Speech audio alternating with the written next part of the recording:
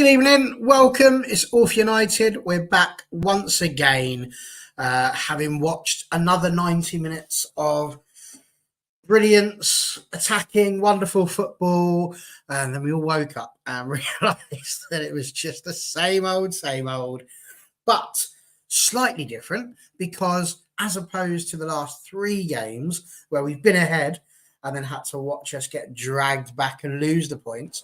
Some might argue this is a point gained due to the fact that we have managed to put it back from, was it you said yesterday, Andrew, rather than defeat from the jaws of victory, maybe this one was a draw from the jaws of defeat. So we shall see what everybody's got to say. As you can see, we have assembled once again a hardcore panel of panelists, and we're very much looking forward to hearing what they've all got to say.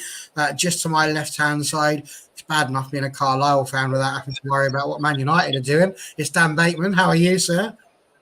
All good, thanks, mate. I've been soaked by hailstones today. I've watched absolute rubbish football. So I'm looking forward to this, just to vent some frustrations. I thought so. If anyone's wondering why he's been getting so depressed lately, that's why, because I'm sliding into there as well. But never mind, at least there's always United.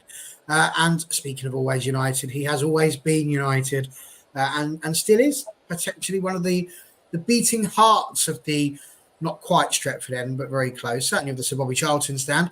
It's Mr. Andrew Wall. How the Red Devil are you? I'm all right. So trying to decide for that game today. I'm just thinking, just feels like typical United, like they have been all season. So yeah, it'd be good to let it out and discuss what we've seen during that game today. Indeed. And of course, back by popular demand, below us here. It's the one and the only Mr. Stuart Woolley. How are you, sir? I'm very well today. Thank you, Baz. I thought I'd make an appearance for my legion of fans that I've got up and down the country and across the globe. And big hi to you all. No, I'm only joking. I have zero fans and I'm more than happy with that. But no, actually, I'm okay. I did say backstage, didn't I? I'm quite intrigued to kind of understand how we've all seen the game today. And I think there's going to be four differing views, all in good ways, I think, actually, because I'll just be interested to see what you all think. Well, that's certainly an avenue we're going to travel down very, very quickly indeed. Of course, welcome to those of you that have arrived. If you have already, please like and subscribe if you haven't already. And let's take a look at already, first opinion of the night, hot garbage, straight in from PJ. Not even saying hello there. He's just straight in with like, nah, that's pants, mate. But hello to UNT, and of course to Mr. John Neville, who was on last night and predicted 2-2. So he wins the AFU Most Knowledgeable Pundit Award for last evening. And of course, he's back once again. Will he be positive? Will he be negative? Nobody knows. It's going to be great to find out how Toowoomba saw it today. And there he is. Hello, PJ. How are you? I'm only joking. You don't have to say hello. Just crack on. That's the whole point of it. So, I mean, there are so many places you could go with this match to talk about. I suppose I'm not going to go into the team lineup. We've had that before. We know there was only four defenders to choose from. And I think the rest of it was pretty self-explanatory. No, Anthony, we're going to assume that's an injury because that's generally what tends to keep these players out of our team. So he's obviously done something, maybe he tripped up getting on the bus or something. But whatever happened, we are left with the team that we are left with. Now, I want to go straight into the game and that first goal because it wasn't great. I think the first half was fairly poor viewing as a whole. I want to go straight into that first goal because it's 0-0. It's just sort of bubbling along. Like I say, there's nothing major really going on. And then all of a sudden, Garnacho gives the ball away. And Solanke just runs down the pitch, doesn't have too much to worry about. Camboila, we praised him for what he did against Liverpool. He was on the right side to begin with, and then he just got himself all into a bit of a tiz. Easily done. He was tied up in knots by Solanke. And then the shot from about 20 yards out, a bit too easily put into the back of the net. there's 101 different angles you could go down on this one, Dan. I'm just very intrigued. What was your thoughts on that goal, other than here we go again? Yeah, it was all just too easy, wasn't it? I mean, you can forgive Garnacho for giving the ball away. Attackers do.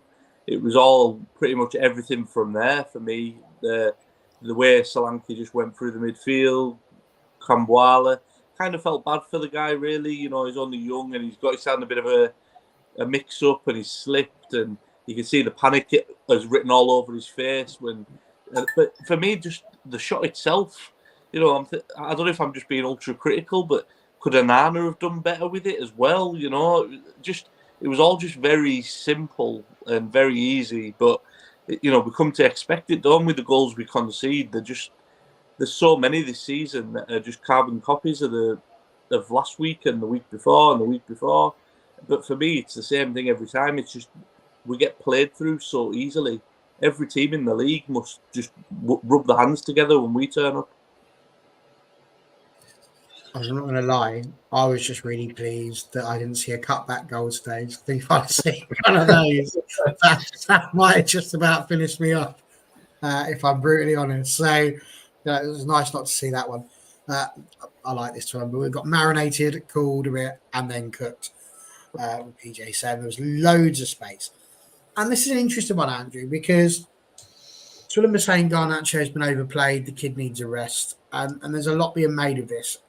If you listen to Dan Field, who's obviously usually on, not on at the moment, things to deal with, so hope all is well at home with you, young Danny boy.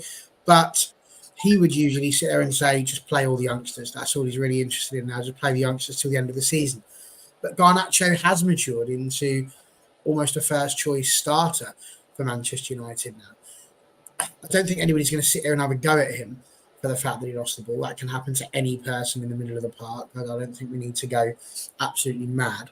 But it is his loss of possession that leads us to be completely out of position defensively.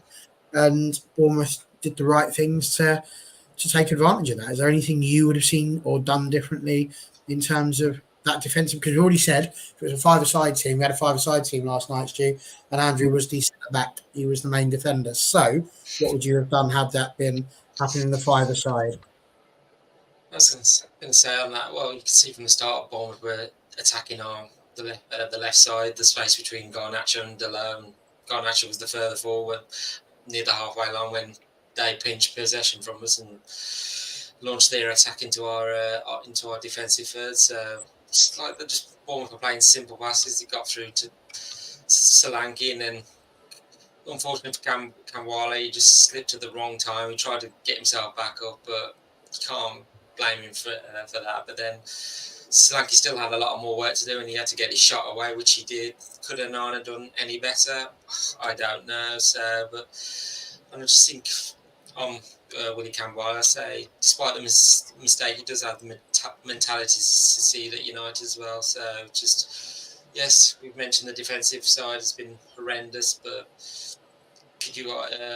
Campbell can hardly be blamed for considering it's been happening all year across the season. So yes, obviously the early mistake from him, but other than that, he did make another impressive performance. He bounced back. He didn't let it get him down. So putting some last ditch tackles and some blocks. So he played a vital role in the getting us the goal back as well for Fernandes, because he went through with the Bournemouth player and got the ball and got us on the attack. So you could say, your other players would just crumble away after that mistake, and he didn't. So okay, we'll discuss it later on. Because luckily we didn't give away the late penalty, so but overall he had a good game. But it's just with our defence, it's too easy to play against and just go through the middle. I think it was on Sky, because it was I think Izzy Christian said before the game, yes, our attacking side's got better, but the defence hasn't. But she defending Ten Hag in some ways, he said he can only fix certain areas at one time. He can't fix it all in one go. And I thought she's pretty much right. He's fixing certain things, but he needs more time to do everything else. So it's just, yes, it's one of the areas got to be looked at in the summer. Definitely the defence. whether the players move on and new ones come in. So it just seems like it's been typical United all season. It's just like whether we go ahead and then concede or concede and then pull it back. It's just it wasn't a surprise when we went 1-0 down. No, but I thought this is United. They could easily pull it back in under the same breath as well. So just didn't want to concede so early in the game, but it's United at the minute. I mean, it was one of those, Stu. It was hard to take to see you later, Andrew. Welcome back, Andrew.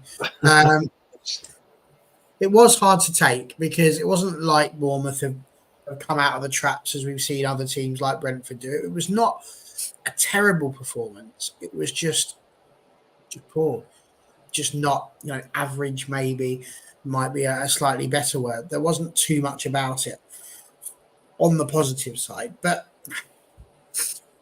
as has been mentioned, it was just like a comedy of errors. Garnacho loses the ball. Dallow's nowhere to be seen because, to be fair, we were stretched very wide. The second goal for Bournemouth, absolutely highlighting that Camboala slips, which again can happen to just about everyone. Just look at Spurs and old Van der Ven.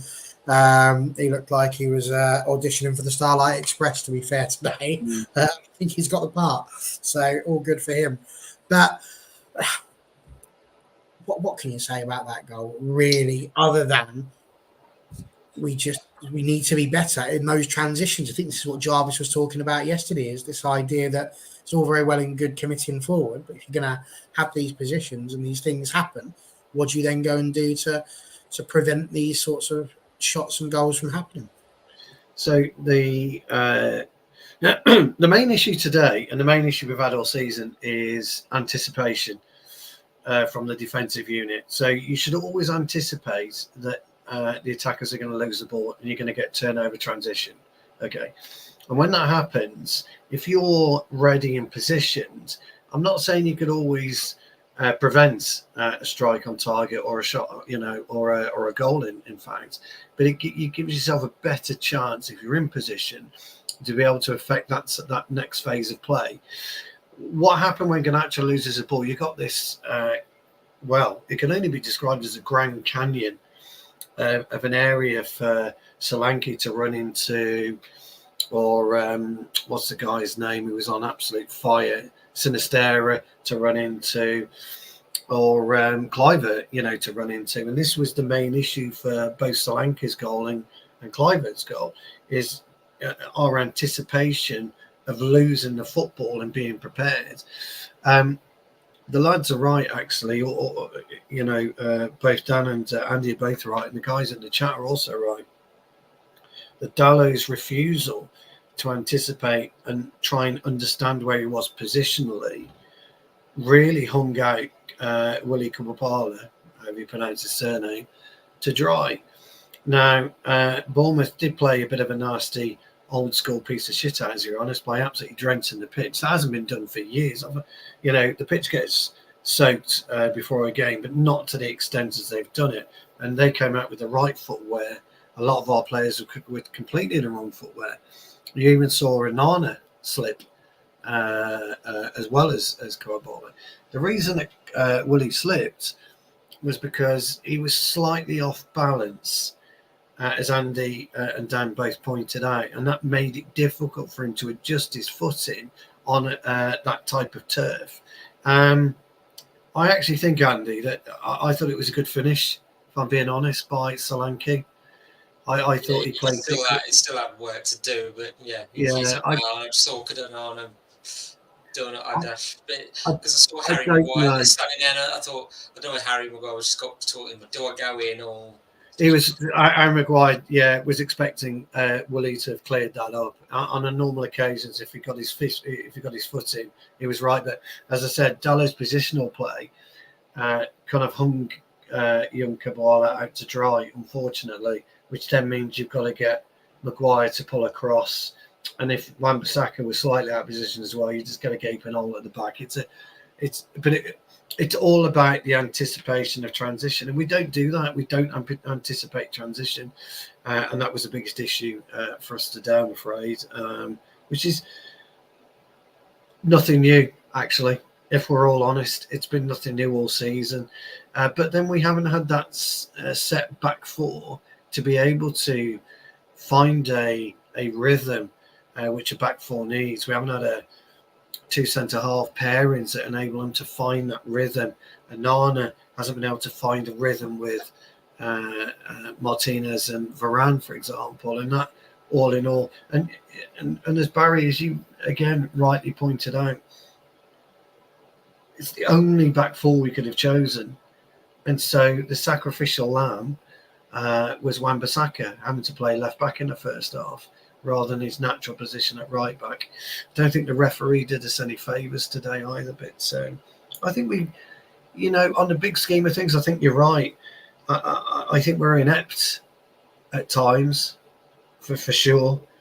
We were poor at times, for sure. And I think we went through that, that string of emotion of wanting to do better, not able to do better by the way that Bournemouth wouldn't allow us to do better. And that does happen in football. So interesting. That's why I was really interested to hear what you guys thought, because I saw it very, very similar, but I just looked at it from a different angle, really. Fair points. And I think, again, well done for saying it was a great finish, because to be honest, it was. To be honest, I thought it was a good finish. I did, yeah. Prima. But again, yes, comedy of errors that lead up to it, but not a huge amount you can do about that. And as NT rightly says here, and you just mentioned, over 20 different defensive lineups, it's just not possible to find any consistency with that. And I do think that for all of the things that are being said and pushed out against Ten Hag at the moment, that is something that's a real cross to bear. I think having to try and get through these games whilst having a defence that isn't your first choice one. And I think I tweeted it out earlier when I looked at the team. I think I actually put out there, if you'd have been asked to name a Manchester United 11 and subs bench going into the end of the season based on the players that we've had, I don't think we'd have picked the sort of team that we are looking at right now, that would have had a Garnacho and a Mainu playing it. We certainly wouldn't have had Wan-Bissaka at left back. And we wouldn't have Carvalho in. So I reckon at least half the team and pretty much all of the bench, you wouldn't have expected Maguire to have been. I think, Barry, today there might have been an argument if we got the personnel available, i.e. Anthony, to play three at the back and play two wing backs. Oh, here we go again. There might have been, because Dan made a point, and it often actually gets forgotten about, but we're predictable. We're hugely predictable. And I know what you're saying. There's what could you have done? What could you have done differently? What could Ten Hag have done differently? We couldn't have played three at the back anyway because Anthony was ill. So we couldn't have done it anyway. Yeah. But there might have been an argument just for today to maybe have nullified their width, because as the lads have said in the chat, their wingers were absolutely superb. The way it's going, I'm an advocate at the moment for playing 10 at the back. The ball so that nobody can shoot, or maybe 9 at the back and 1 up front, just chase after it. Listen, we did a lot about Bruno Fernandes, Dan, on this channel over the last week, with him scoring his 50th Premier League goal. He managed 51 and 52 today, and could have had 53 as well if he hadn't had his shot cannoning off the bar. There's going to be a lot to talk about with Bruno Fernandes, and obviously we'll mention the penalty, but that's going to be less about Bruno and more about whether it should be given. So let's just take this moment to talk a little bit about Bruno, because I heard something that was said actually by Jamie Redknapp. Now, Jamie Redknapp very rarely makes me sit there and go, Jamie, that's a really good point. I very rarely sit there and feel like I've had some analysis from him that's changed my life, but today might have been the one, because listening to him afterwards, he was talking about how Bruno Fernandes could be the player that we need to build our team around. And I stopped. My ears pricked up, because I'm like, it's not what a lot of people seem to think on All for United. They don't seem to be too impressed with him. And lots of people talk about his moaning and how he gets angry all the time. If something goes wrong, he sort of throws his arms up and does all of those sorts of things.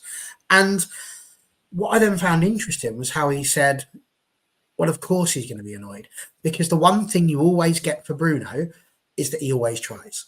He's always running about like a blue-ass fly. He's always doing that. He's always giving his best. He's always wanting the best. He's always trying to drag the team up by its shoelaces. He is trying to do that in his own little way. And if you were to look around at the rest of the team and see a Rashford walk in, seeing a Casemiro walk in, seeing these mistakes happening, that's going to frustrate you.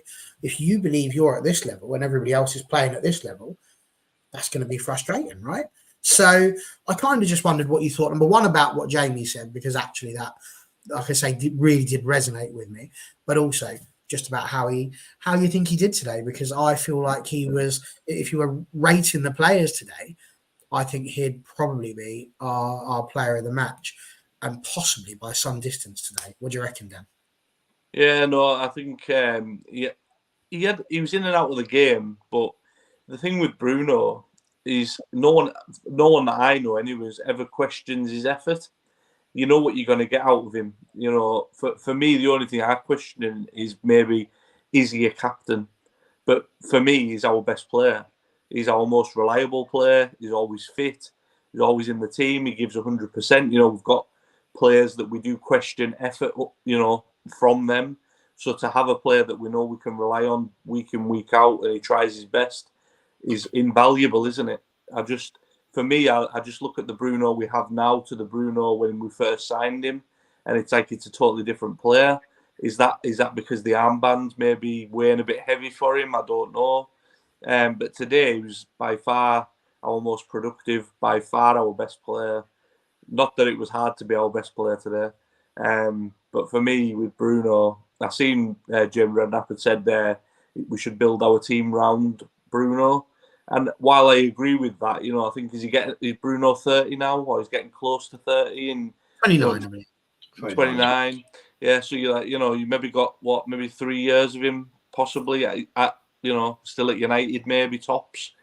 Well, if he plays every game of every season for the next 3 seasons, he probably won't have much longer left than that. So for me, build your team around him. I'm not necessarily sure, but for the foreseeable future, he's Mr. Reliable, and he should be one of the first names on the team sheet most weeks. And I would imagine, as we've said many times before, that's why he's been given the captain's armband, because obviously he does that, and he is the first name on the team sheet. Andrew, a slightly different statistic with regards to that for you, because since Bruno joined Manchester United, he has had 91 goals and assists in the Premier League.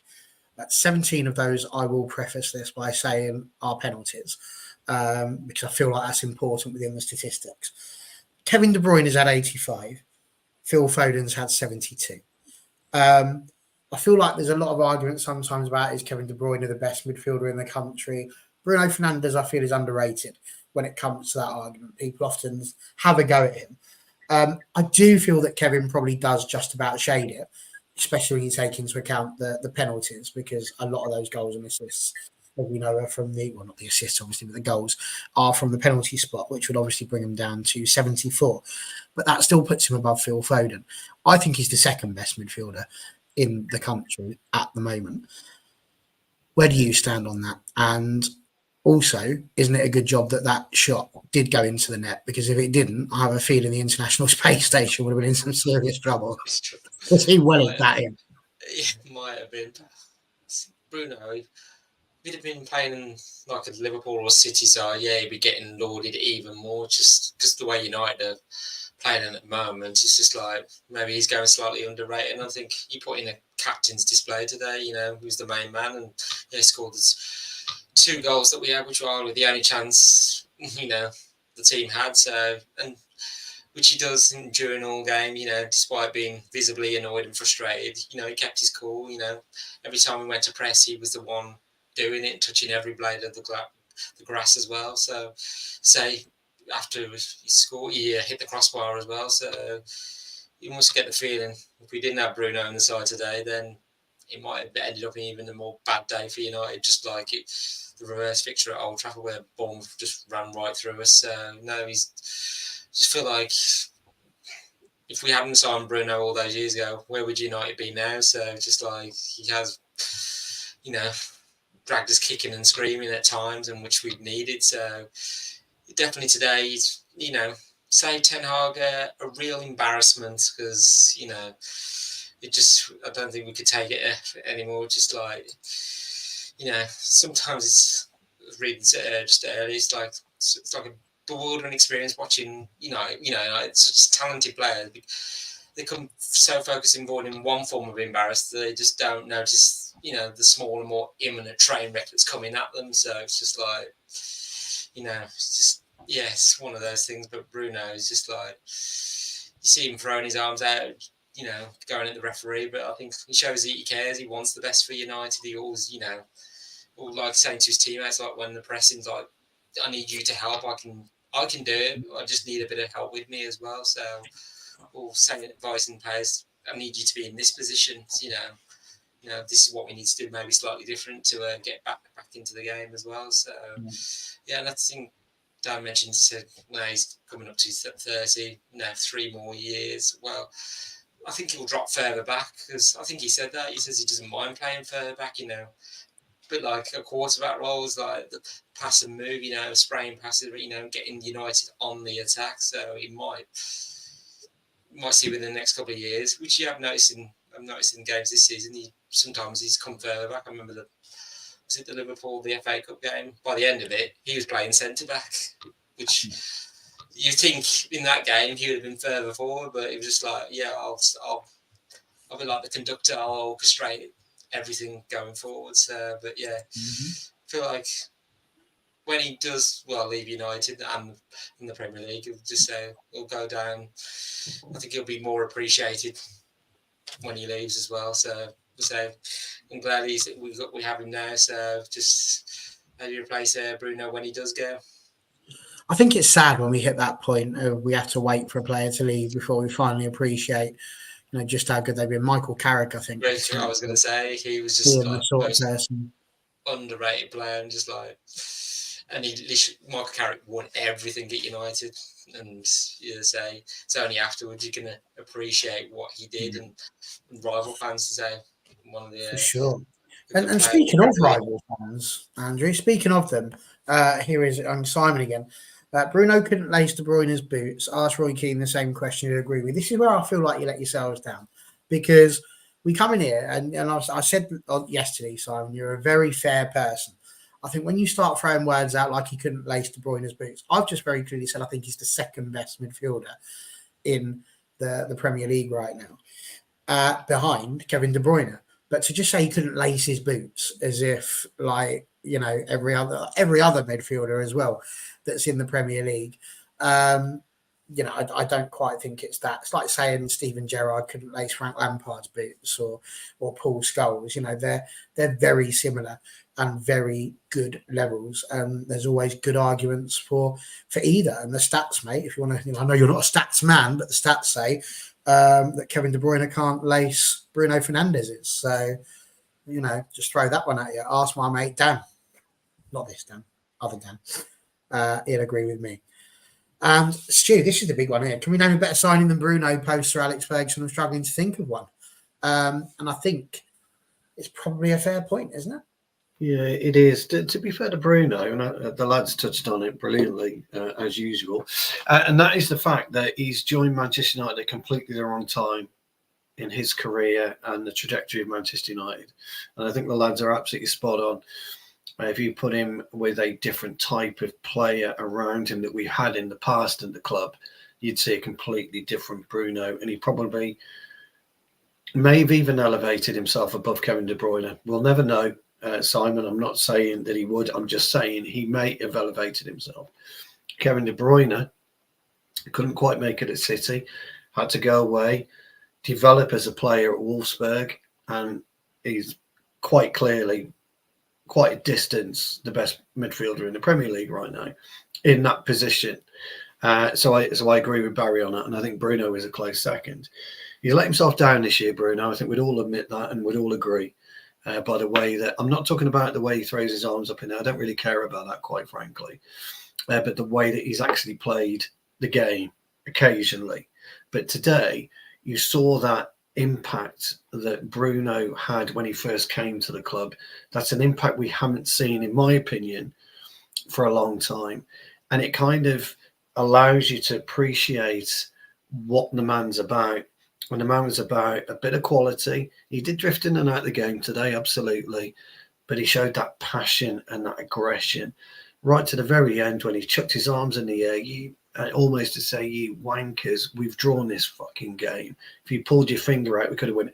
I don't know what he was saying, but that was what I saw.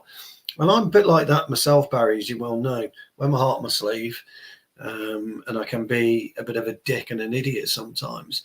But there's always an end game to being a dick and an idiot.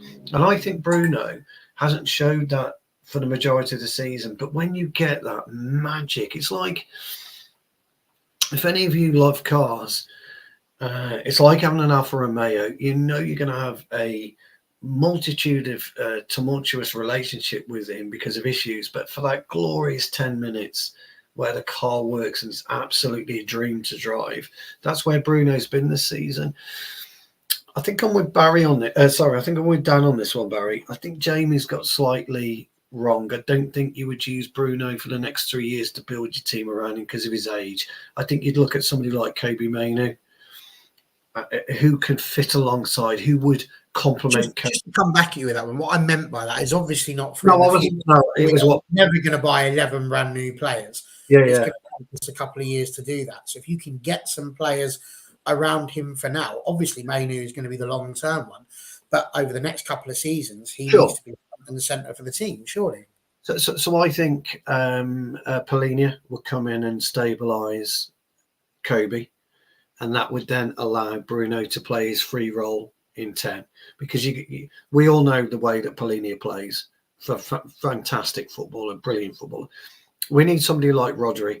When you look at people, and Simon will know all this anyway, you look at the way that Rodri plays, and he allows then, doesn't he, Silva, De Bruyne, just to go and express themselves. I think Polinia would enable Mainoo and Bruno to do that.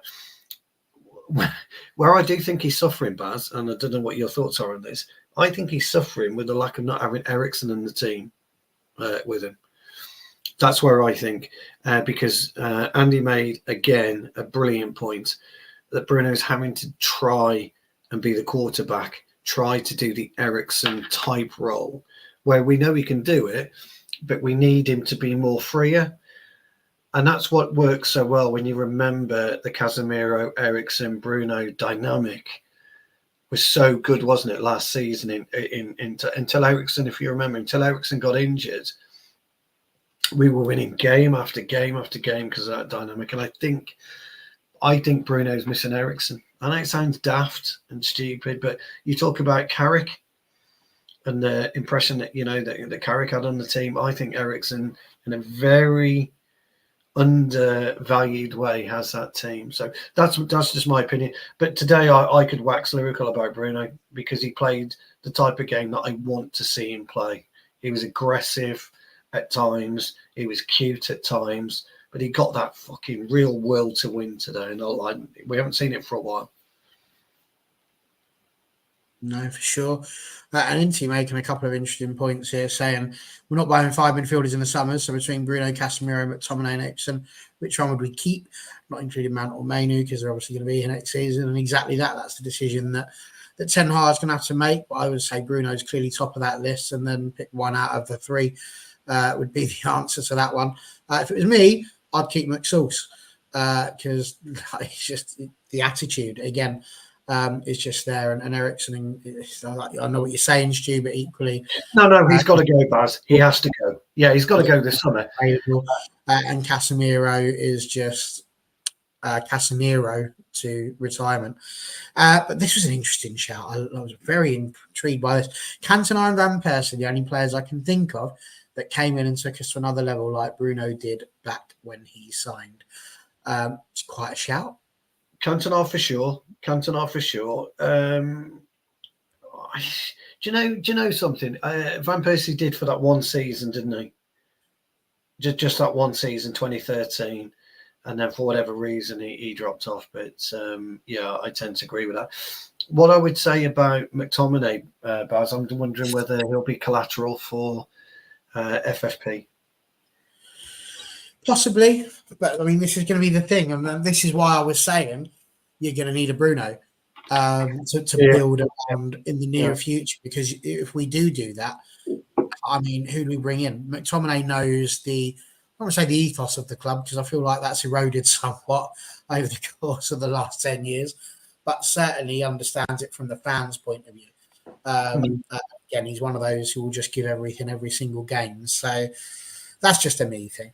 Let's move on to 2-1, because we've had this conversation a bit about the defence. The thing for me, Dan, on the second goal, Dallo is over on the right. People having a go at him because he was over on the right, but he's gone over with a player. It's not like he's just standing there for the laughs. There's a player there that he's got to mark. If he doesn't mark that player and the ball gets given to him and it gets crossed in and cut back and we score, they score, then we're in a situation where he has a go at Diogo Dallo. As it is, he's getting told off anyway because he's out of the way and not where he should be. But there was a mountain of space between him and Willy Cambuala. Now the ball comes in.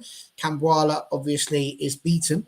The thing that I found really interesting about this is that he takes it past Cambuala and Harry Maguire is there. And instead of trying to close down that space, busting a gut to get there, throw his body on the line, he just stands there. Now, he does that for the first goal as well. And in my mind, I'm thinking, is he stood there to block the pass? But then you think to yourself, well, no, that would be absolutely bloody mad, because he doesn't need to pass. He's got an open goal apart from Onana. He just needs to shoot. Your job there, as I said last week, is get yourself between the ball and the goal in the hope that you can help your goalkeeper. I think Harry Maguire didn't do that. Now, we obviously found out that he was clutching his thigh a bit during the first half and that he himself was struggling with a bit of an injury. So maybe he was thinking of preservation, that actually if he tries to do a little sprint off to that one, he could end up going off the pitch altogether. And then God knows who would end up with, probably be in there giving a go at centre-back. But it was a tricky one, wasn't it? Again, it was just too easy to cut through our defence today. Yeah, it was all just so simple. That gap, I don't know about you lads, but you could spot it a mile off, that gap. Like, you could see the run, you could see the gap, and just there's no in-game management. Like, you know, how was no one picked up that gap was there? You know, why is no one shouting at each other? Why is no one telling each other? You know, like Stu says quite often, the professional footballers anyways, they shouldn't need told. You know, they're paid well enough to do the job that they do. They should be able to do the basics. One of the things I noticed in the game today especially was we don't even try and stop crosses into the box anymore. Like, I don't know about you guys, but like, normally it's like you try to block the ball coming into the box to save yourself a bit of bother. But every time they got the ball out wide, like there was one especially where Wan-Bissaka just stood there about 10 yards away and just went, go on, cross it in. Just let him cross it in. Fair enough, it didn't come to anything, but I have this issue with every game we watch. I just don't know what the game plan is.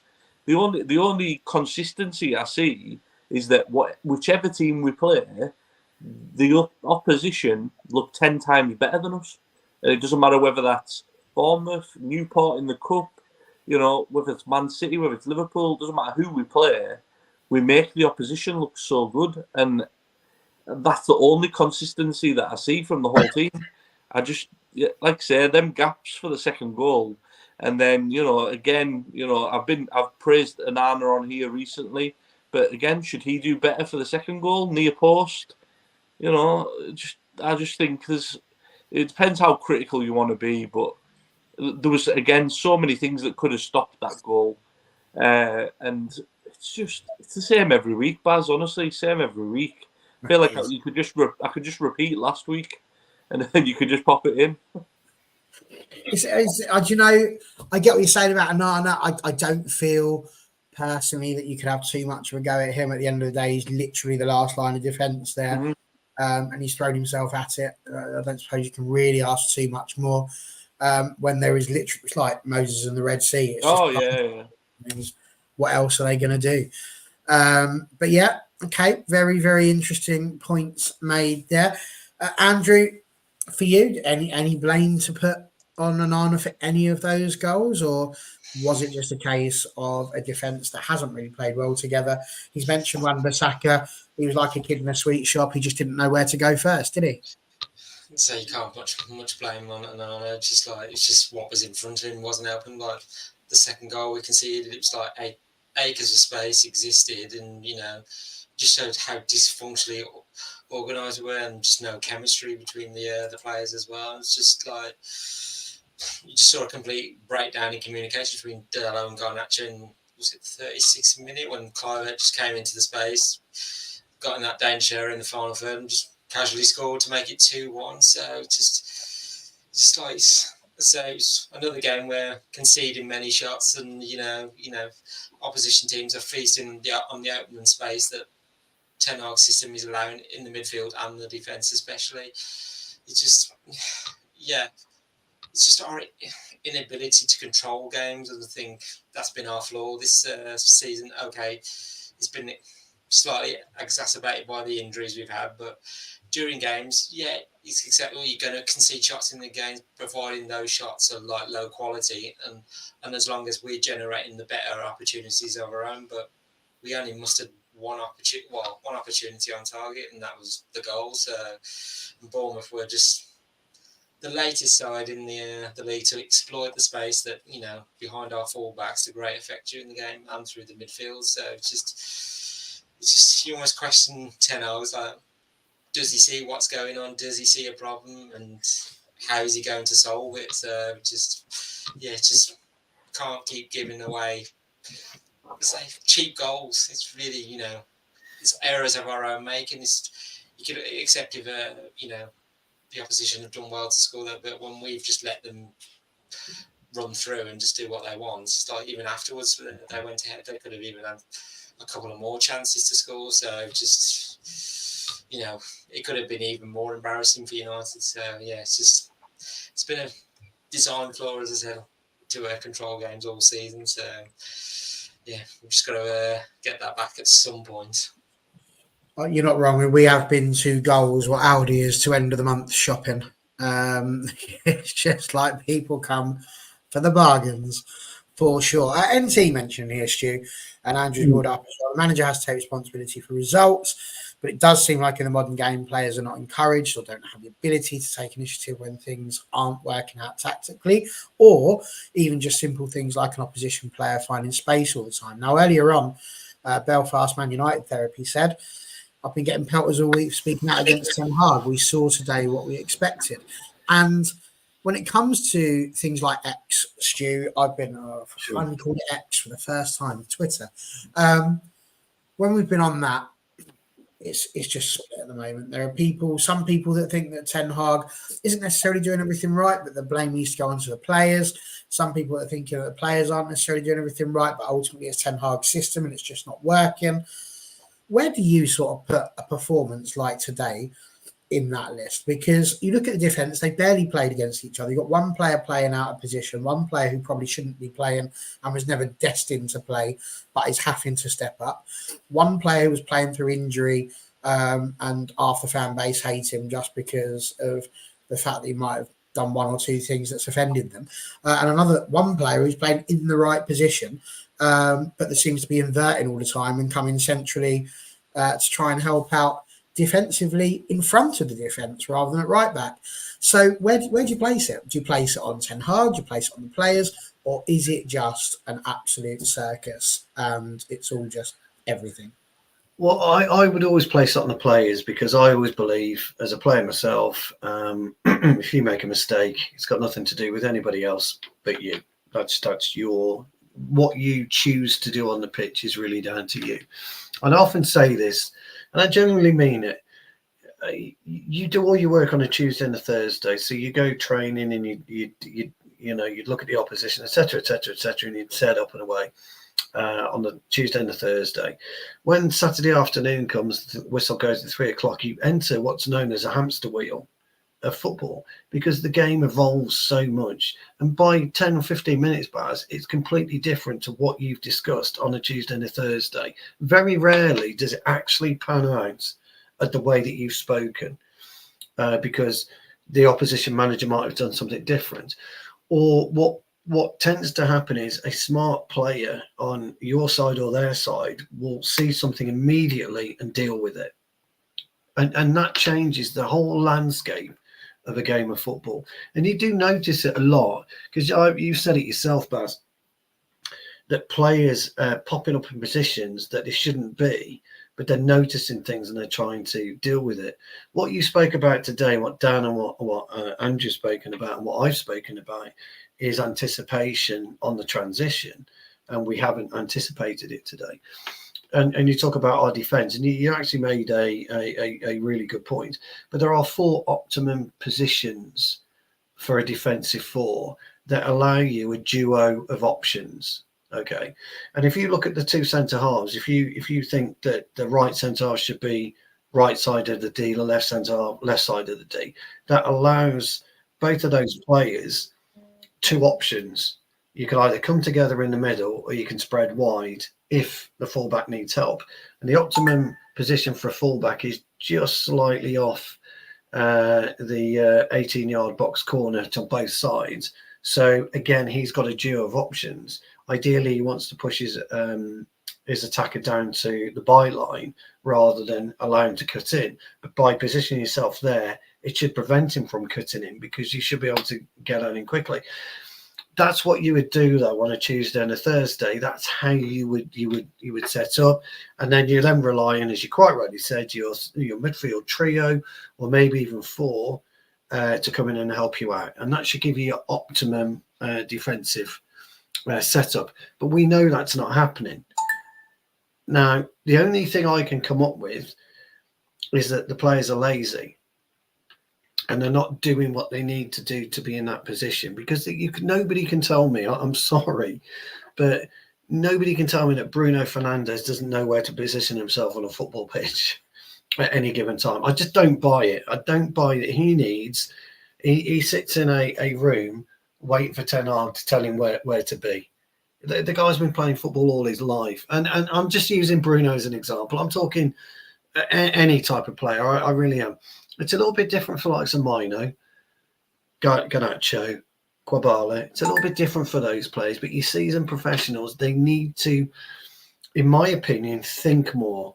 I really do. I think they need to concentrate on the, and you've heard me say this about sectors and zones. Concentrate on your own zone, your own sector. Deal with that part first, and then it should help everyone come together. And that's how I see it and I view it. So I'm on the fence with it, but look, the manager has to take accountability. There's no 2 ways about it. But it's like you're a teacher, aren't you? You know, if you deviate from the curriculum, but you deviate from the curriculum because it's for the benefit of the children, football's very, very similar. That's the only way I can really try and articulate what I'm trying to say. So. No, very true, and good points. Now, there's an interesting point mentioned out here by Rajat, so we'll just throw the question out there. He said, did Garnacho get injured? Why did he go? We don't know. We probably won't know that until midweek, probably. But you've then gone on with Garnacho getting treated bad by the coach. To be honest with you, he didn't have the greatest of first halves. And all I've heard for the last, since Liverpool, in the cup, to be honest with you, was get Diallo on. So, you know, I think he's done that. He gave Diallo the chance. He didn't necessarily grab it this time. But again, is that a bit to do with the fact that the momentum's gone for him? Because obviously he would have been a lot better had he been given some time after the Liverpool game. So who knows? But yeah, it's one of those. Oh, hello, what's this? Managers just stormed out of a press conference after being asked about the possibility of United's worst ever finish in the Premier League. Hang on. There is a bit of context around it. I have seen the clip. The press conference that ended when that question was asked to him. So he says, He'd already gone. Yeah, he was. So it had already ended, and then they asked this question. This person asked the question, and then he was just getting up off his seat and was asked that. He says, "I'm not answering. not going to comment. Basically trying to say you finished 7th or below, you know, trying to intimate you're not going to be here. So it was like, I'm not going to answer that. The press conference had ended, so Stupid question, though, isn't it? The season's not over yet. Stupid question. I didn't recognise the voice of the journalist, so I was like, I'm trying to think who it might have been. But you know what? At least he didn't read a poem. So here we go. Stop me what I'm talking about there, so well done.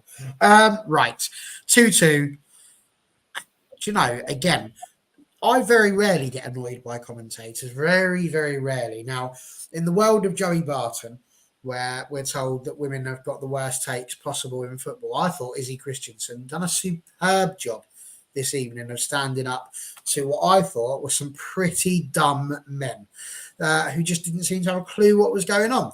We're going to find out whether or not you three come under the dumb men category or whether, to be fair, it's just how you've got a different opinion to me. But I thought Adam Smith was particularly poor today with his commentary because he basically sounded like a Bournemouth fan. I rarely sit here and have a go at people for being biased. But the way in which he dealt with both possible penalties, I thought was appalling. So he basically sticks up for the defender. Now, we all saw what happened. The ball gets kicked, it's deflected, hits the guy on the arm, penalty given. Now, that's the key thing. It hits the guy on the arm. Now, I will fully accept that nobody in the world, including referees, knows what handball is anymore. It's subjective. So here's my take on the matter. Number one, there was time from the deflection for him to move, whether that be his body in there or to be putting his arm at the edge. He doesn't. As Jamie Redknapp admits, there's a flick. He panics. There's a flick. That's all it takes. You know, that's like going, yeah, I didn't mean to stab the bloke. I just accidentally slashed him because I panicked when he came close to me. Well, it doesn't matter. He still flicked his blinking frame. So it's still murder, mate. You know, it's like not having it. Part one of it. Part two, and this is where I think Izzy Christensen absolutely nailed it. Marcus Rashford is in the position that makes that penalty. If he's nowhere near that and it's just deflected and it's just hit him on the arm and there's nobody there and it's going to go off and it's no drama, there's no advantage to be had by that. So actually, I wouldn't have screamed for it. If that doesn't catch his arm, it lands at Marcus Rashford's feet and we would continue with the advantage. Now, in the same way, if you go and kick the ball against the referee, you get given the ball back. So for me, 100% a penalty. Now, I saw a lot of people going, it was harsh. We've had a lot worse given against us. I mean, I've seen people catch the ball. I distinctly remember Blackburn way back in the 90s. The geezer literally caught the ball down and there was no penalty given. And I distinctly remember at the age of about 12 just sitting there and going, how the bloody hell has the referee not seen that? But there we go. So the main question here, was it a penalty? Because I thought the referee was atrocious for both teams, by the way. This guy should probably be relegated. Along with Carlisle, send him down to League Two. That'll probably be about the level. To be brutal, I can't help it. Yeah, don't put him in there. Don't put him in there. But yeah, was it a penalty? And what did you make of it? Because I thought blatant handball. Yeah, I think in normal time, I thought his hand and his arm looked quite close to his body, and I thought maybe not. But the more I've seen it, and the more I've seen the replays, obviously I know when they slow it down, it always looks worse. But the more I've seen it, the more I do think it is a penalty. But initially, I did think it was going to get overturned. I thought, yeah, he hasn't, really stuck his arm out. But you can see that panic. He panics. He has a little flick. And it's just that little panic and that little flick that he has at the ball. And you can see why it's been given. And because of the way, obviously, VAR works, once it's been given and it's not clear and obvious, they're not going to overturn it, are they? I think if they hadn't given it on the field, they maybe might not have gave it, because I couldn't see them overturning what the referee had already done. Because I don't think it was as clear and obvious mistake either way. But for me, the more I see it, the more I think it's a penalty. Yeah, definitely. I completely agree. Completely agree. So there we go. I think, listen, it was, for me, atrocious. We're going to ask you in a second, Andrew, but there seems to be some questions going around here. Put that back up again. When Barry's Twitter badge covers part of his jumper, I did a double take on what it spelled out. It's from when I went to America and New York with the Scouts, and it's Camp Buckskin. Buckskin. What side is it? There we go. Buckskin. Do not be getting yourself. I'm not just very much suitable for that. Okay. And Simon says here, Andrew, the only other option is to scrap VAR. Now, I mean, again, he's obviously a big advocate for that. I will maintain until the day that I perish that it's not VAR that's the problem, it's how it's interpreted, as it always is. The technology can only be a benefit. It's how it tends to be used that's the drama. But Dan is right on this one, isn't he? Insofar as it's given, you can't really overturn it because the ref's going to go, well, I saw it hit his hand or his arm. And then VAR's got to go, well, yeah, that's exactly what happened. Do you think that if it hadn't been given and VAR looked at it, do you think they would have set him to the screen to look at it again? It's a difficult to say. It's all subjective, and I'm like, they've been against us. I'd have been screaming, no, it's not a penalty, but it's just like, it's, Manu hit the shot, and if Rashford hadn't been in the position he was, would Adam Smith have sort of, it's just like body movement made him, move his arms, but they were close to, his arm was close to his body, so I was just like, you could say maybe somewhat harsh, but if it was against us, I'd feel like that. But you could see the look on Adam Smith's face. He just put his hands on his knees, going, "Yeah, it looks like it's going to be." And I've got no. If he really felt it wasn't, you could have seen him just run over to the referee and say, "You're not going to give that as a penalty. Go and have a look at get VAR involved into it." But yeah, it's one of those. It's just like at the time I thought. I was given the, but I was like, when you slow it down, I was like, they're not going to overturn it. But I thought, we're going to take this penalty anyway. So, yeah, luckily we dispatched it as well because I just thought, yeah, if we just say we've got this now, we've got a chance to get back into the game. But yeah, it's just, yeah, it's one of those. It's, could be or couldn't be. Just, but yeah, I'm glad we got it because I thought, just needed a little bit of luck during that game. No, I mean, we've seen some really interesting ones given against us, certainly over the last couple of weeks, as to whether they could have been or not have been. Lots of arguments amongst those. And as Simon says here, if we had pure clarification on the rules, I'm all for VAR, but we haven't. And that's the thing, is that they've just made it, like I just said at the beginning, too subjective. It is very much what one person's junk is another person's treasure sort of thing, really, isn't it? The ref will say couldn't charge his batteries up for the TV. Very good. Connor's in. He's on the sister channel chat as we speak. Hello, sir. Welcome once again. We've currently reached 2-2. We're just talking about the penalty. And Stu, Andrew alluded to it here. Bath time saying, I'd be enraged if that was given against me, to be honest. But as he says, the defender, he knew. You saw him the minute it was given. He didn't. If that was me and I was enraged, I'd be having to go at the ref. I'd be shouting. I'd be like, "That's never a handball. What do you want me to do about it? It's come off his leg and I'm going this way. What am I meant to do? I've got to come back to try and." None of that. Just puts his hands on his knees, his head to the floor because he realises he's just cost his team 2 points. Agree or disagree? So I thought Izzy, again, I agree with you. I thought her analysis of it was absolutely brilliant. And I'll go one step further. If I'm Iraola, when I've got him in the changing room, I've got his my hand around his throat. I've got him up the wall because the first thing I would have done as a defender in that point is gone absolutely fucking apeshit, straight into the referee. And as Dan said, get VAR involved, fella. Don't start going, oh shit, and all this, because by the letter of the law, you're actually right. It is a penalty. But I'm also with Andrew on this one. I think it was harsh. I do.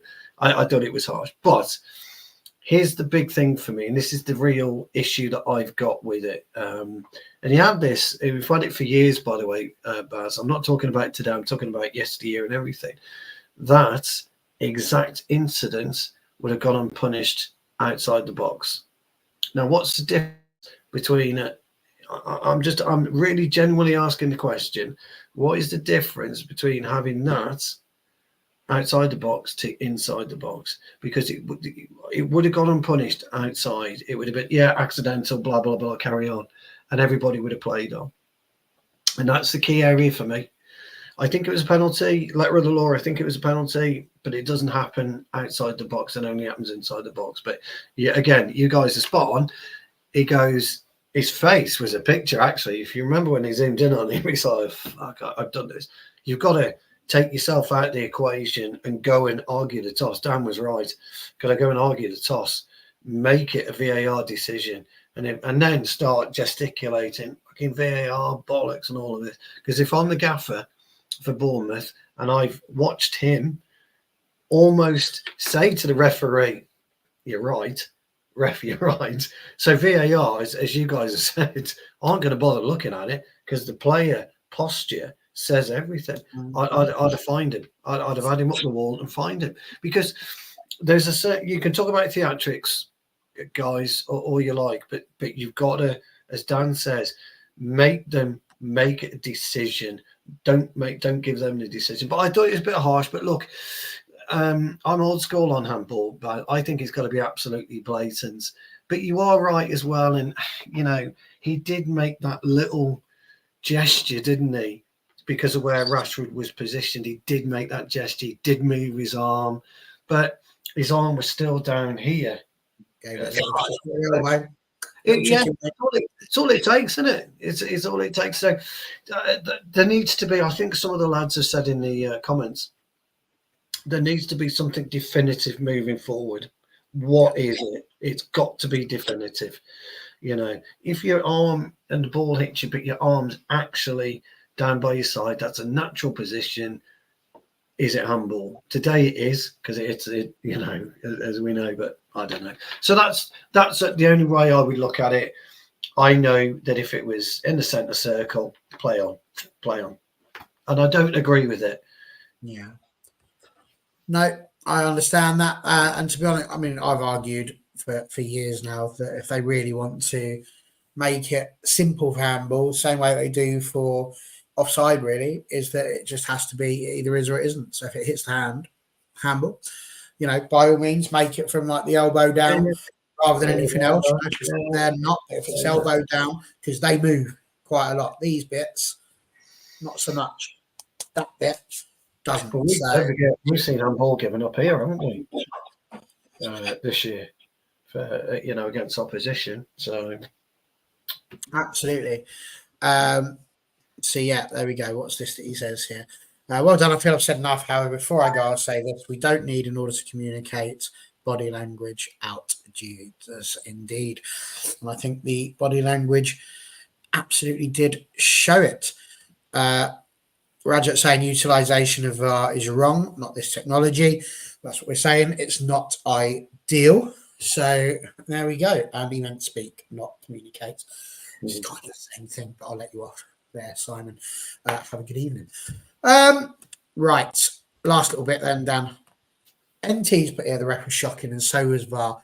The amount of time it took them to overturn their penalty was baffling. You could tell within 5 seconds of the replay being shown on TV. And this is where my second moment with Alan Smith really started to wind me up. Because on this one, he couldn't have advocated more for a penalty to still be given than if he had literally stormed the pitch like a Just Stop Oil protester and started throwing confetti or something all over the pitch. Because honestly, he was properly giving it that, but did it carry over into the penalty box? Now, he couldn't have, honestly, I think he's still arguing the toss right now. But first of all, NT is right. It was very clear it was outside of the box. There was that, and again, Izzy Christiansen, best person on the show tonight. She really was. And not just because she was the only person that seemed to agree with me, but because the point she was making was sensible. Jamie Redknapp's talking about, you put your arms out like this, then you're stopping someone. Well, yeah, you are, providing you're all stood up like a normal human being and you've got weight behind you and you're trying to keep the man back. He didn't. Willie Kambwala was caught square. He absolutely was. He didn't manage to push the attacker over to the left-hand side, which is where you would ideally want them to be going. Instead, he's put his foot out. He's done effectively what Wan-Bissaka did in the game against Liverpool, and he's done the same thing. He's pulled his foot back. He's now off balance, and at this point, as he's retracting his foot, that he has caught, thankfully, their attacker just outside the box, because that's where he starts going down. He then falls backwards, and as you're falling backwards, his arms out like that, probably in the hope that he could grab the guy so he doesn't have quite as horrible a landing as it could otherwise be. But mate, he's already on his way down. Honestly, the way he looks like he's in WWE and he's just been clotheslined by the Ultimate Warrior. Willie Kambwala is not the Ultimate Warrior. He's a 19-year-old who's still got a lot to learn. So what did you reckon, Dan? Number one, and I know that it's going to be seen as biased when we all sit there and say, no, we don't think it was a penalty. But, I mean, that was the right decision, wasn't it? Because I just know that when that happened, I laughed. I laughed. Not when it was not given. At the moment, it was a penalty. I just laughed and went, I can't believe we've done it again. 4 penalties in 3 games. At this point, it's just... I was just so pleased that it was turned over. So, what do you reckon? Yeah, I was the same as you, Baz. I just laughed out loud when he pointed to the spot. I was like, here we go again. You know that meme that you see sometimes off as Grand Theft Auto? And you're like, oh shit, here we go again. And it was just like the same again. But for me, it was, we bash VAR, we bash referees. They've actually looked back at it. They've actually used their heads, and they've actually used VAR for what it's there for, which is to actually come to the right decision. And it was just outside the box, but it was very, very tight, to the point where I think even maybe his back leg was maybe touching the line of the box. But, that's what it was all about. It's very much a case of, is that what VAR is for? Yeah, it is, to come to the right decisions. Yes, it took a while, but do you mind as long as they're coming to the right decisions? I'd rather they were getting it right, even if it takes a little bit longer, personally. So I think it was a foul, just.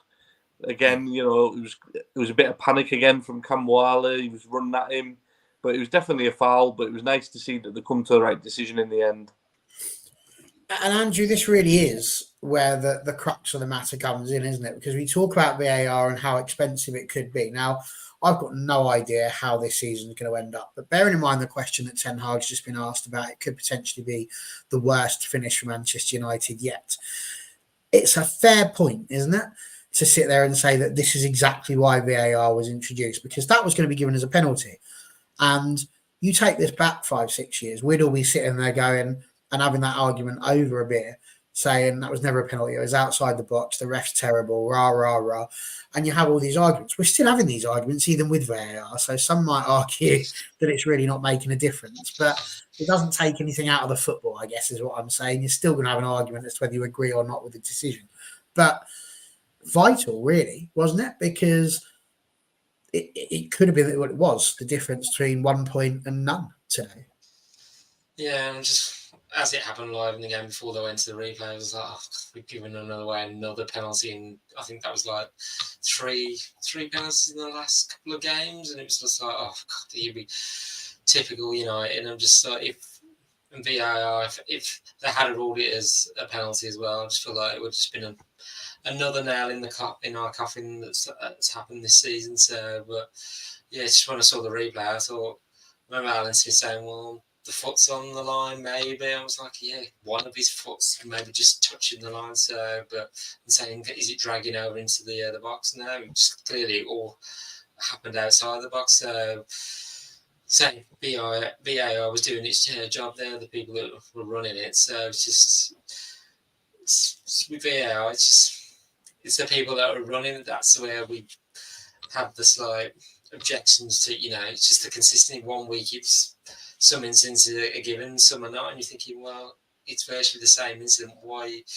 You've got to be consistent in your decision making. That's what we've argued, and other clubs and their fans have argued about as well. So, yeah, I'm glad it wasn't a penalty, and yeah, I felt like after that, because I was thinking, how many more minutes have we got to go? Because I was just thought, oh, we've got a couple of more minutes. Can we see if we can try and go and grab the winner? But say just wasn't to be as well. So yeah, probably say overall, it was another missed opportunity during the game, considering, Newcastle won today as well. So I think, do you know, they're still above us now, or They're above us. Yeah, I think. yeah, because I think they're better goal difference or something like that.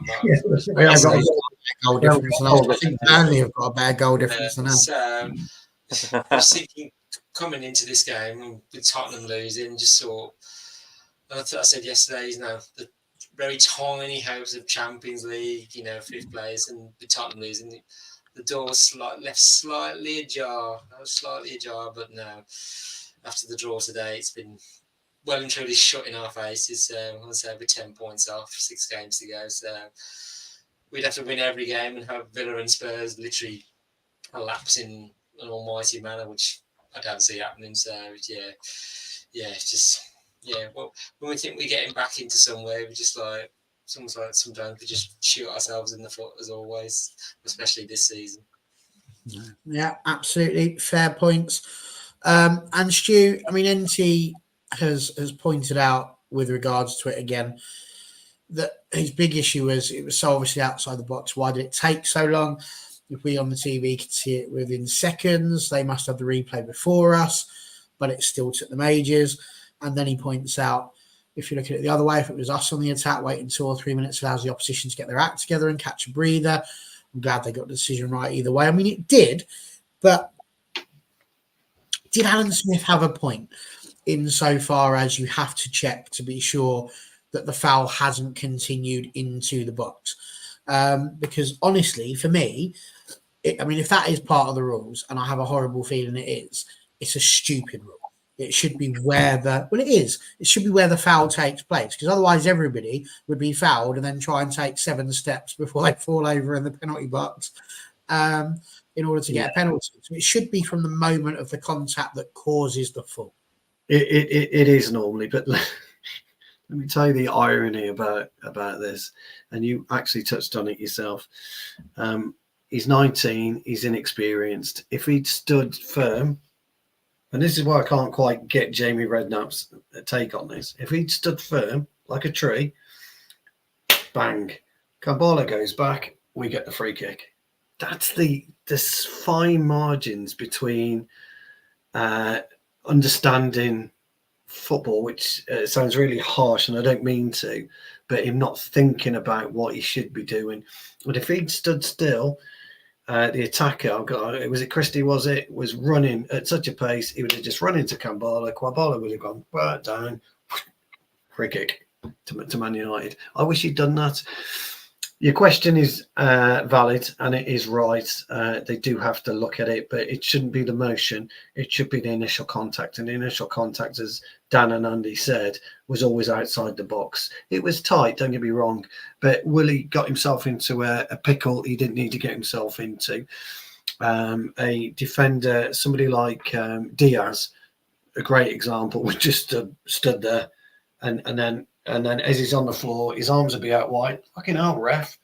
Fucking hell, he's coming at me like a fucking bull. What are you doing? But he'll learn all this. Kwabala will learn all this. So that's the irony for me about the whole situation. But I did think to myself, I did chuckle. When he blew for the pen, I just fucking laughed. And do you know who was on VAR? Our good old friend, Mr. Jared Gillis. He gave the fucking Chelsea penalty, didn't he? So I was expecting him to fucking penalty to United. Penalty. I think it was Gillett that gave the Chelsea pen. Was he the one that refed our match at Chelsea, or was it Liverpool? Either one of those two, anyway. He gave. I think it was the Chelsea game. It was a Chelsea game, yeah.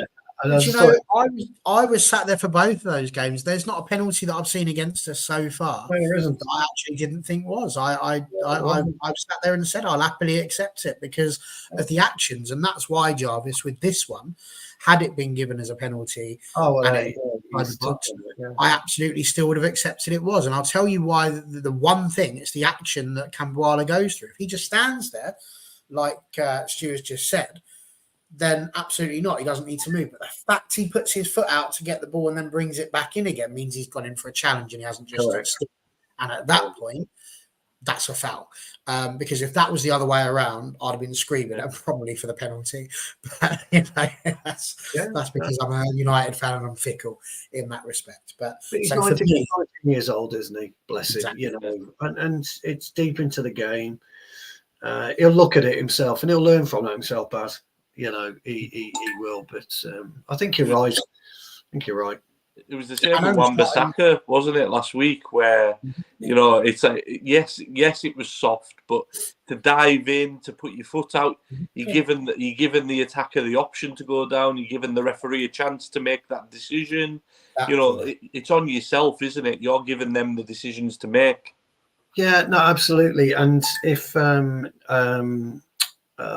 God, what's his name? Jota. If it was Jota. Then Jota would have been all over like a rash. Show me your leg. Show me your leg. Bang. The other thing about sorry, Buzz, I know you want to wrap up. The other thing about one last question. You've got to know your opposition as well, your opposition player. You've got to know that type. And Willie Cabral wouldn't have known what to expect on that. So I can see why he did it, but I just wish he'd stood because we would have got the free kick. For sure. Yeah. My last point that I really had written down was, again, just continuing with the discussion about the referee. I genuinely thought he was atrocious. There were two big moments that I saw that really wound me up. One, when Bournemouth are 2-1 up, the ball goes off for a throw-in quite clearly. The Bournemouth player's running with it. He takes it out of play. The referee gives the throw and he literally just boots it down the line as if, and not a yellow card to be seen. And he was moaning about the fact that the throw-in was given. And I'm sitting there, why is there not a yellow card? That is, again, that's as blatant as it gets. It's not like he's done one of those little kicks away, got a chance to reset. He's larruped it as if he's in the NFL. So he wasn't giving cautions when he should have done. And I have never, in the history of the world, seen a free kick given from somebody having their shirt pulled. How was that a free kick against Dalot, where he's yanking his shirt for ages? I mean, it was a good 5 to 10 seconds that he's pulling his shirt for. And then when Dalot finally gets him to break that contact, it's a free kick. So, yeah, I just thought he was awful. I won't go around and get you all to have a chat about that unless anyone's got anything specific they want to say about the referee. There was another nightmare he had. Christie dived to try and get a penalty in the last 5 minutes. And was it Lewis Cook ran the full length of the field to shout at the referee, and the referee booked Lewis Cook for dissent or whatever, and he carried on shouting, and he didn't book him again. And I'm like, is that what Dalot got sent off for at Anfield? They're supposed to double book. Yeah, well, Dalot got sent off at Anfield for it, didn't he? Yeah, he did, because that's the rule. You're supposed to. We didn't know. Nobody knew about that rule, if you remember. Yeah, I remember. It to light, didn't it? After. So yeah, he should have been booked. One thing, Baz, just quickly, and I was getting ready for the show, or another show because I've been on a show earlier. But when Dalot was, I thought, fouled towards the end of the game, deep onto left hand side. Who got booked? Because I saw a card come out, and who got booked? So the one near full time. I think it was Neto, the goalkeeper, he went running up to the referee complaining. Yeah. Oh, he booked him. If it was Wan-Bissaka, was it Wan-Bissaka? Wan-Bissaka and whoever. It was a nasty challenge. He took him quite hard. Yeah, Neto ran up the referee and just blatantly arguing. And I don't think maybe some of the words he used, Neto got blocked. Because I thought, was it Wan-Bissaka? And then it came up, Neto had been booked. So I was like, they came back and the ball was in our half, and I thought, what the fuck's going on here? Honestly, I just couldn't quite work it out. So thanks for that. Well, there you go. And Jarvis has just come back with, if your challenge has nothing to do with it, because the challenge itself was never a foul. It was the crash afterwards, and the impact was initiated by Christie Cabral. I can't dispute it. I mean, we're not going to agree on this one, Jarvis. I watched it many times, as I'm sure you have too. We've obviously seen it a bit differently. I think the contact, when you look at it from the angle on the right side of Cambrala, shows the foot come out, and as the foot comes back, it's the bit that makes contact, because his right foot is on the line and his left foot is not. So if the contact is actually on the body, to begin with, then I think that probably would have been a penalty because that was on the line if they were going to give it. So I do think it was the foot that caused him to trip, the foot / the knee. So there was a bit of contact there, and that I think is where the penalty was given. Hence, the free kick was given. Hence, why there was so much time deciding whether it was that or whether it was the running into. But hey, listen, I know you well enough to know that you will respect what I've got to say in the same way that I respect what you've got to say. So regardless, it was a free kick and nothing happened to it. So thank God for that. Quiz time. I have one question for you. It could be homework if you're actually listening to Jamie Redknapp, because he got his stats man to check.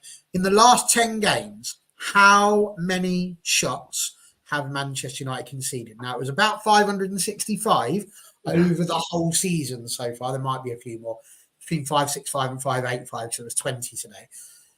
How many in 10 games? The closest person wins a Cadbury's cream egg next Easter. Other cream eggs are available. So what do we reckon? I'm going 97. 97 from Stu Willie. Yeah. I remember slightly the figure, but I'm just trying to remember. 104. 104 from Dan Bateman. It was more than that. If it was more than that, I'm sure it was over 200. I think it's. I'm going to go 240. Well, you won out. It was 241. Wow. Out of 560 odd. And this is last 10 games. Last 10 games. Wow. That's unreal. It was over 200, he said. I was like, Having said that, though, guys, let's put a bit of perspective to this. I reckon I'm closer with 97 for critical shots. I mean, probably, but still 25. Which is, again, a fair point, because Bournemouth had 20 shots, 25 of them were on target. Yeah, the only reason I say that, Baz, is because, and you know this, you could shoot 15 times a game from 30 yards out, couldn't you? And it still actually counts as a shot on target. So me and Dan are right. Me and Dan are right. There would have been one. I mean, I'm sure I was waiting to see when the first shot was going to come, and there was one that looped high over the bar.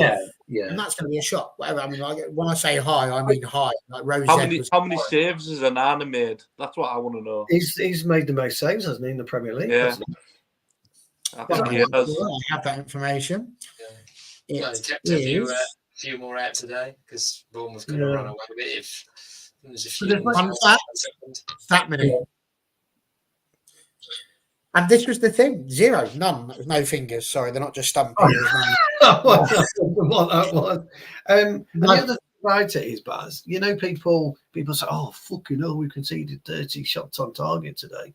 Well, if fucking 15 of them go nowhere near the target, who cares? Yeah. No, just my humble opinion. No, and it's a fair point, but I think this is where we was going with the show last night, was when we said that ultimately what's happened with those is, yes, a lot of them will have gone wide, but it's the fact that these teams are coming to us with no fear and the knowledge that if they get it on target, there is a real opportunity that there's going to be a follow-up or something like that. Yes, like that. Yeah. But what absolutely was a good point to finish on here is that, as bad as that felt, we were better in so many of the other metrics. We had 34 touches in their box compared to 31 in ours. So we had done better than them on that. We had better possession. We had more passes in the final third, more passes in general, 522. They did have 2 clear-cut chances compared to our 0, but they didn't even make a save. So those 2 clutch chances can't have been the goals because they weren't that clear-cut. There you go. So we didn't do terribly in the stats, but as we all know, it's not just stats that make up the game. It's a little bit the goals. Yeah. So there we are. Well, there we go. That is another successful evening. It's been an absolute pleasure to be with you guys as we've discussed the point that we've earned. I've already answered that one. Rajat, you mentioned this one earlier. Anthony's injured, or is it lying? We think he is, but there's been no official communication. Oh, he's ill. He's ill. Illness. Oh, he's ill. Yeah. Not feeling very. To be fair, I think all of us are in at the moment, aren't we? Because we're all sick of what we're seeing. Perhaps he's just got that. He's got Man United-itis. But there we are. Listen, guys, it's been absolutely superb having you all here. And unless I'm very much mistaken, FA Cup's coming up next, isn't it? Saturday, Sunday. Sunday. Yeah. Sunday, next Sunday. So, have you got a ticket, Andy? Yes, I will be at Wembley in the higher tiers. They wrote to me. They wrote to me. They go, "You didn't buy the 2 cup tickets." I said, "Yes, I did. We only had 2 home games for the club." there's my lad's got in the final. So yeah, he's there. There's no replay if it's a draw, is there? No, it goes to pens. Yeah, it goes to pens. Well, you heard it here first. You don't need the preview. It's going to go to penalties because the last 3 games that Andrew Wall's been to, we've conceded late and drawn. So that's what's going to happen. We're going to be winning. We're going to score in the 95th minute, and then we're all going to end up in penalties. So, do you know, you'll get to extra time. Extra time, then pens. Commentary have got a really good striker. Yeah, you're unproven when it comes to extra time. So who knows? We might win it there. So well, last season we did in the semi-final against Brighton. Well, we went to extra time and then penalties. So correct me if I'm wrong, but commentary strikers are half decent, isn't he? Is that the one to play for Everton? Ellis Sims. That's him. Well, they lost today, Coventry against Birmingham. Yeah, so the rest of the players, I wonder. They'll be saving themselves for us next week. That's what they're doing. That's what I mean. Coventry have got nothing to lose next week, and we have. So they'll just go in there. If they're playing like they did against Wolves, then an interesting question thrown in right at the death here by Jarvis. If Ten Hag gets the sack, will we accept another rebuild? Or we might as well admit that we as a fan base want instant results. I think this is the problem. We are Manchester United. We are probably the most widely supported football club in the world. And everybody's got an opinion. Half of them are going to want Ten Hag out. Half of them are going to want Ten Hag in. I think, as NT says here, it has become a bit tiring trying to defend Ten Hag. But it's also become tiring trying to defend a lot of these players and how they've been going. And I just think that ultimately we just need to accept that whatever we want, it's not going to change between now and the end of the season. And that we just have to kind of approach next season with fresh eyes, I've been saying this for a decade, lower our expectations, not be sitting there expecting the world. And actually, as I said about the women's team as well, just try and enjoy the ride as much as you possibly can. Don't be one of those Billy Biggs who thinks that just because we're Man United, we have to rely on the name and that we should be winning everything in sight just because of our reputation. And actually just try and enjoy it for what it is. Because, as we all know, the real rebuild, the biggest rebuilds that have ever happened in English football have happened at Manchester United. We had the rebuild after Munich. We had the rebuild that Alex Ferguson had to have when he was in the late 80s, early 90s. And then the many rebuilds that he did himself within his own squad. So, listen, if there is a side that can rebuild, it is definitely us. So let that be your positive comment for the evening as you tuck yourselves up, ready for a kip. And if you're a bit bored tomorrow, you've got nothing else to do, and on Stu's back, go on. So I just wanted to congratulate Newcastle, by the way, on that brilliant shirt idea that they'd gone for the Hard of Hearing. I thought that was absolutely phenomenal, and it almost brought me to tears seeing how happy those children were that they could actually experience the match day. I believe that the badge buzzed, didn't it, when they scored? Mm-hmm. And they showed their faces. I thought it was a wonderful moment for football. Do you know what? Honestly, I did tweet about that, and I actually deleted what I would initially. A bit like you, I deleted what I'd initially tweeted and just went. It was really nice to see, but I am a bit on the deaf side. I've not learned British Sign Language, but I've had hearing aids for over a decade now. And actually, the worst moment that I ever had in my life was in university, which while I was 30. So it wasn't like I was a young spotty freckled kid. I was a spotty freckled adult, and I had to take my hearing aids out to go kayaking while we were in Wales. This is nothing against the Welsh, it's just where I was. While we were kayaking, again, I had to take the hearing aids out because you don't want to fall in the water and end up having no hearing aids. And at that point, everything just became pretty silent. I couldn't hear. I told the instructor, I won't be able to hear what you're saying. So can you, if you're going to say something, can you come a bit closer so I can hear what's going on? And he didn't. And honestly, it was just the most horrific situation for me that I've ever been in, because you sit there and you just feel so isolated, and you can see all these people enjoying themselves and having fun, and you're actually sat there going, this is crap. And all I wanted to do was get out of the kayak and go home, because I didn't feel like I was part of it. And the same as you, it did get me a little bit emotional. It's not just seeing how good it was for them, but how inclusive it was. The fact that it was vibrating, so they knew they'd scored, so they could immediately get involved within that. I mean, they would have seen that as well, but again, so they had a feeling, part of the emotion of it as well. But what also got me there was Dan Burn, and it was a superb thing from him after they'd scored a goal. A little bit of that, which at first I thought was a Wallace and Gromit cracking cheese thing, but then I realised it was a British Sign Language thing as well. And I just, the whole thing, absolutely top. So. I thought it was beautiful. Beautiful moment. So you got to credit where credit's due in Newcastle. It's a wonderful, and I hope we as a club take it on. I do. I hope it gets rolled out to every football club up and down the pyramid, because it was lovely to see, I have to say. So I just wanted to make that point. No, I'm glad you brought it up, because it's like you say, it's the right sort of thing to bring up, because it was absolutely beautiful and wonderful. So yes, indeed. Well, there we go. That was a really good way to end it. Going in with the outro that I was going to go with now kind of feels like sorry, Paul.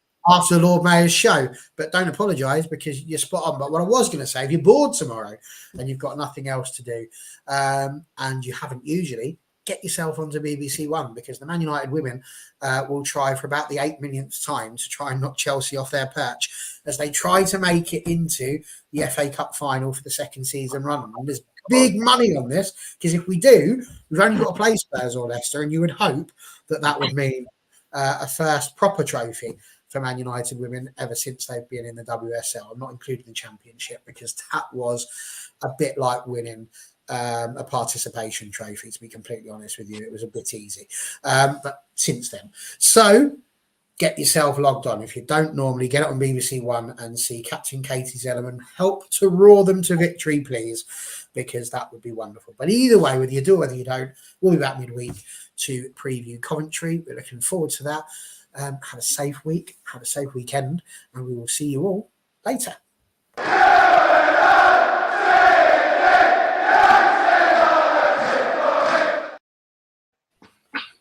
Oh, let's do it again. I meant to say to you before we went live, I was at the Carlisle game today, and I seen a first from the officials, right? So the ball went out for a corner or a goal kick, nobody knew.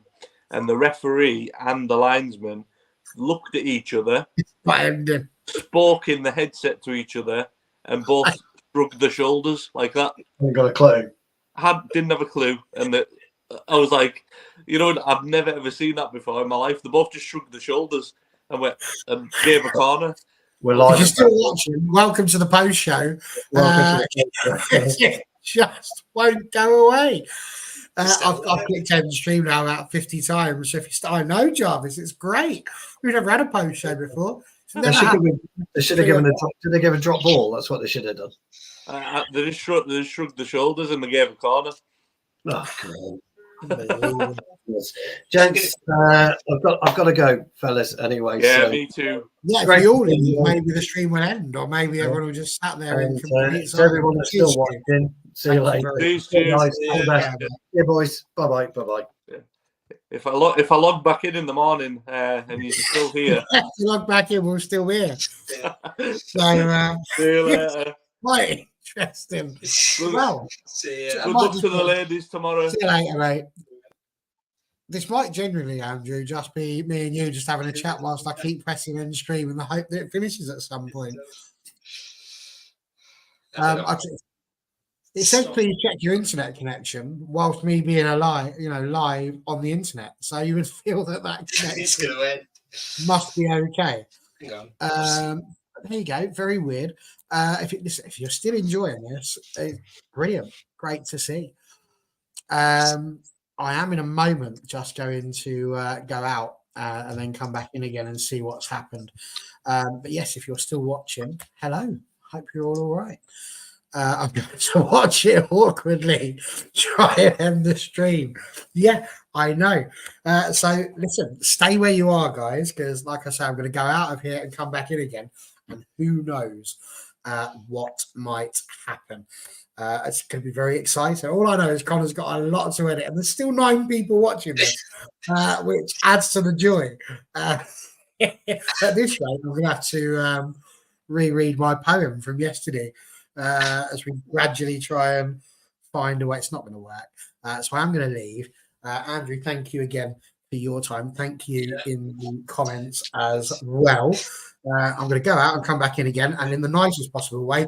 Hopefully, you're all gone at that point, and the stream is ended. But if it hasn't, I mean, stay tuned. Who knows? This could be like a 24-hour watch-a-thon at this rate. So, but yes, cheers, Andrew. Cheers, everyone. And we will see you later.